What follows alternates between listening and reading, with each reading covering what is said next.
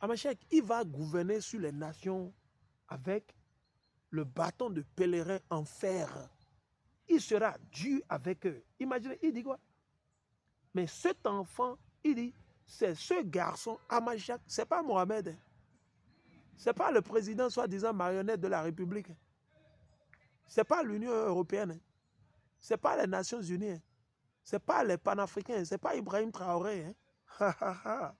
Il dit, c'est ce garçon qui va diriger tous les peuples très durement. Mais cet enfant est emporté auprès de Dieu et de son siège royal. Ok? Alors la femme s'enfuit dans le désert. C'est qui? C'est nous. Les 12 tribus d'Israël se sont enfuis. Ils se sont enfuis où? Dans le désert, dans la brousse. En 70 AD, 70 AD. Allez voir ce qui s'est passé. Allez sur le moteur de recherche Google et tapez qu'est-ce qui s'est passé à Jérusalem en 70 AD. 70 AD. Et Vespasien et Néro, ils ont mis fin au royaume de nos aïeux. Ils ont mis fin à Jérusalem. Ils ont tout pillé. Ils ont pris des millions comme esclaves qu'ils ont amenés partout, qu'ils ont vendus en Europe, en Asie, en Afrique. La liste continue. Et plus d'1 million de nos aïeux ont fui de Jérusalem et ils sont rentrés par le Soudan. Ils ont pris par l'Égypte, le Soudan et ils sont descendus vers l'Afrique de l'Ouest qui était une forêt verte réservée pour nous. Parce que l'Éternel savait déjà qu'on serait chassés de la terre, de notre mère. Et il nous faudra une place. L'Éternel a tout planifié. On aura besoin d'un endroit là où on va se cacher jusqu'au jour où nous allons recevoir encore la lumière, la vérité. Et cet endroit, c'est l'Afrique de l'Ouest. L'Afrique de l'Ouest. L'Afrique de l'Ouest était vide, personne n'y vivait. L'Afrique était juste peuplée au nord-est. C'était le nord-est qui était peuplé. La Libye, l'Égypte, l'Égypte et l'Éthiopie. Et puis c'est fini. La Libye, l'Égypte et l'Éthiopie. C'était fini. Ok? Ce sont les Éthiopiens qui se sont poussés un peu vers l'Érythrée, le Soudan, après tout ça là. Mais c'est important. Vous devez comprendre et savoir ces choses. Ouais, non. Il dit, là, Dieu lui a préparé une place. Vous avez vu? C'est Dieu qui nous a préparé l'Afrique de l'Ouest. C'est Dieu qui nous a préparé l'Afrique de l'Ouest. Comme il a préparé une place à nos aïeux, les Indiens natifs d'Amérique et des Caraïbes. Alors la femme s'enfuit dans le désert, les Israélites, on s'est enfui pour aller vers ces régions où l'Éternel nous a réservés, comme certaines parties de l'Europe, certaines parties de l'Afrique, certaines parties de l'Asie, pour se cacher. Ok? Il dit là, Dieu lui a préparé une place pour qu'on lui donne à manger pendant 1260 jours. Et quand vous faites le calcul, 1260 jours, il ne parle pas littéralement de 1260 jours. Il faut faire 1000 plus 200 plus 60 plus 0. Ce qui revient à quoi? Ça fait 1 plus 2, ça fait 3. 3 plus 6, ça fait 9. 9, c'est un chiffre spirituel. 9, c'est un chiffre spirituel qui veut dire quoi? La perfection, la totalité. Et c'est parfait. Comme nous avons quoi? 9 colonnes. Comme on le dit souvent. Ok? Allons-y. Apocalypse, le chapitre 13, le verset 1 à 18. Apocalypse 13, le verset 1 à 18. Ensuite, je vois une bête qui sort de la mer. Quelle bête? Ça, c'est toujours le 4e empire après l'empire babylonien. Il y a Babylone. Babylone, c'est la première bête. Nebuchadnezzar.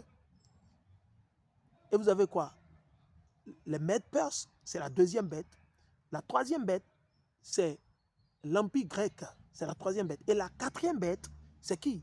C'est Esaü et Edom, les colons, ceux-là que vous appelez aujourd'hui communément les blancs, les faux blancs. Nous allons continuer. Il dit, je vois une bête qui sort de la mer, qui sort de parmi les nations, n'est-ce pas? Ok. Elle a 10 cornes et 7 têtes. Vous avez vu là-bas? Qu'est-ce que j'avais lu? Là-bas, c'était dit que le dragon, n'est-ce pas? Ok? Le dragon. Il y avait un dragon, rouge comme le feu, qui a 7 têtes, ouais, et 10 cornes. C'est pour ça la Bible, il faut le lire précepte sur précepte, un peu ici, un peu là-bas. Vous avez vu? Donc ici, le dragon, je vous ai dit, ça symbolise quoi?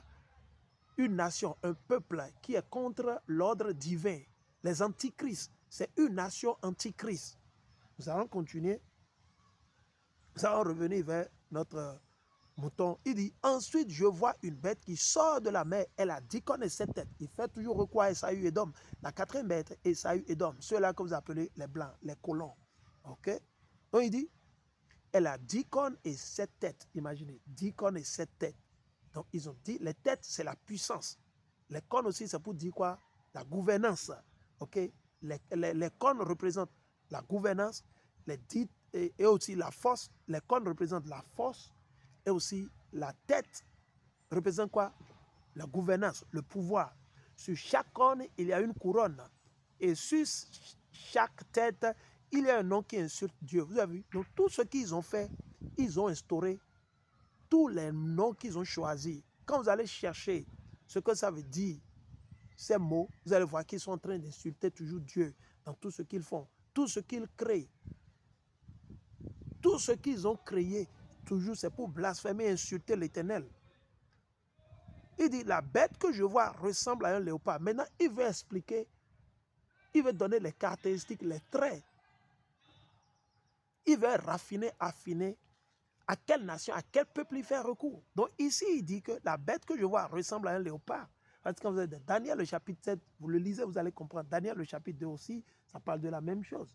Donc vous allez voir, il fait recours, il dit, il s'en va à une housse, à l'ours, après il dit à gueule de lion, et la liste continue. Quand vous mélangez tout, ça devient un animal fort, puissant, que les animaux, que les bêtes qui l'ont précédé.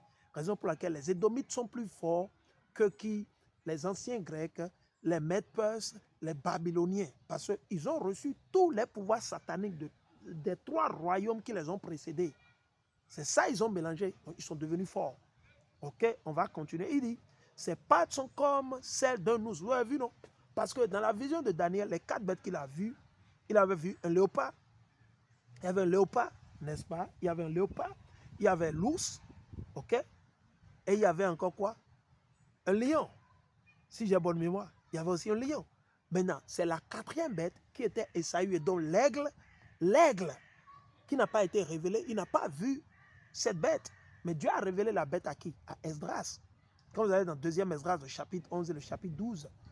Ok?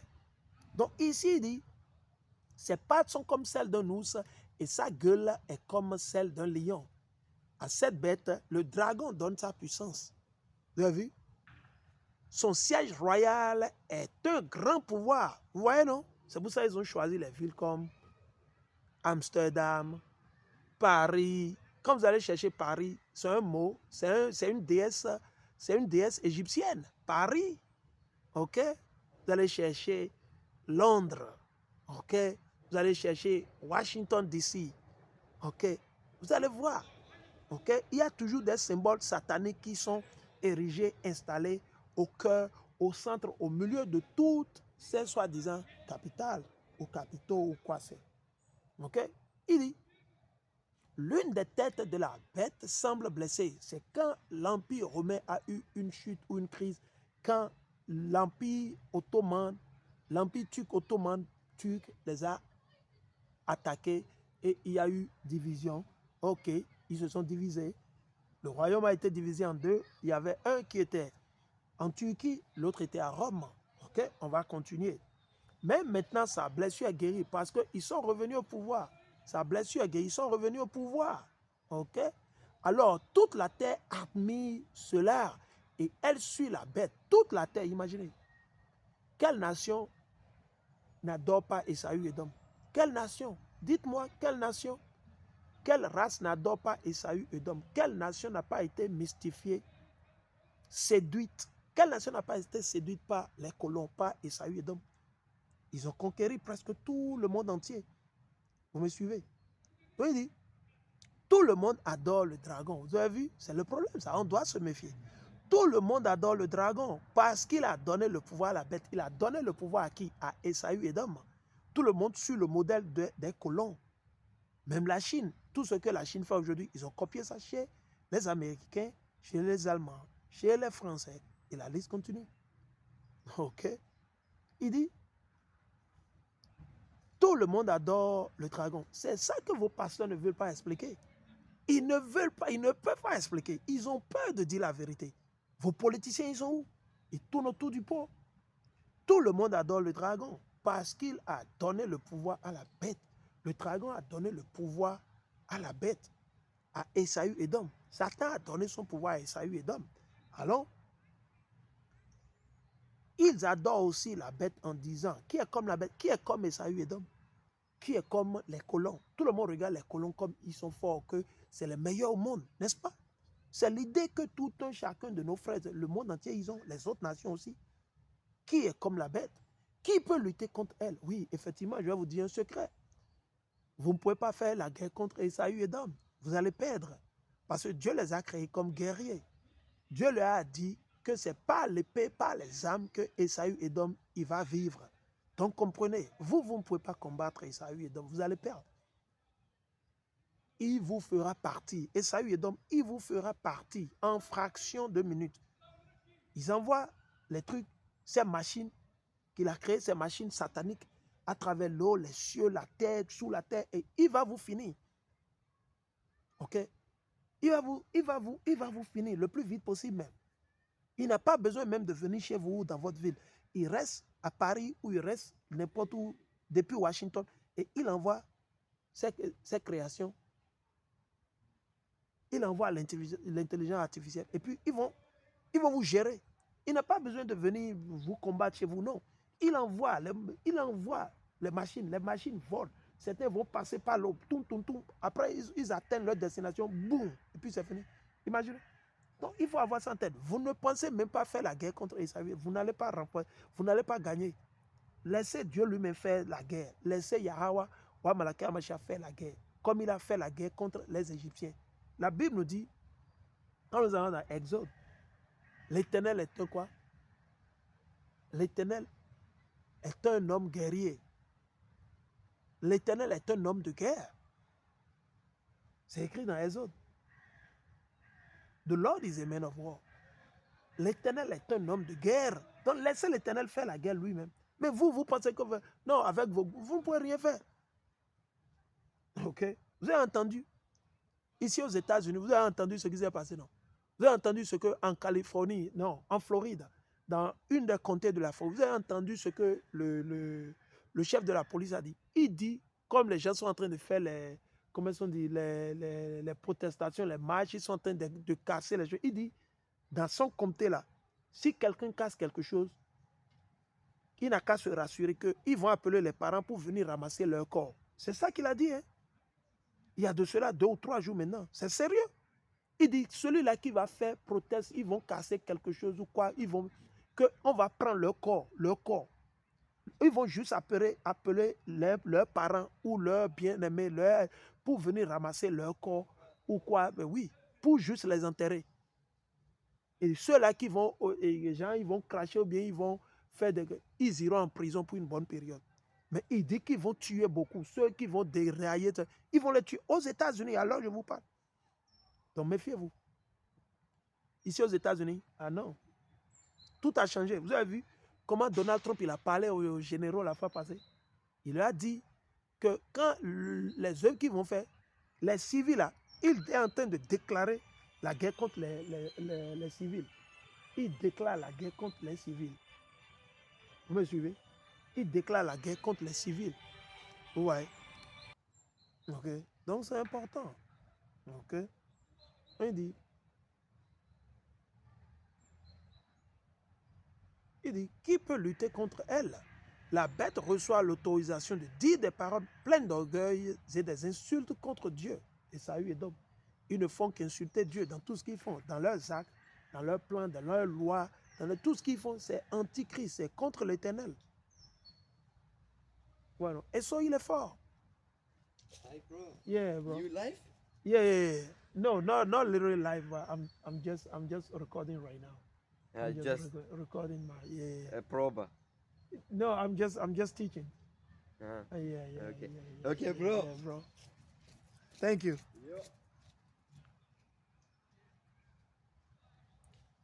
Il dit, elle reçoit le pouvoir d'agir pendant 42 mois. Donc quand vous prenez 42, c'est 40 plus 20.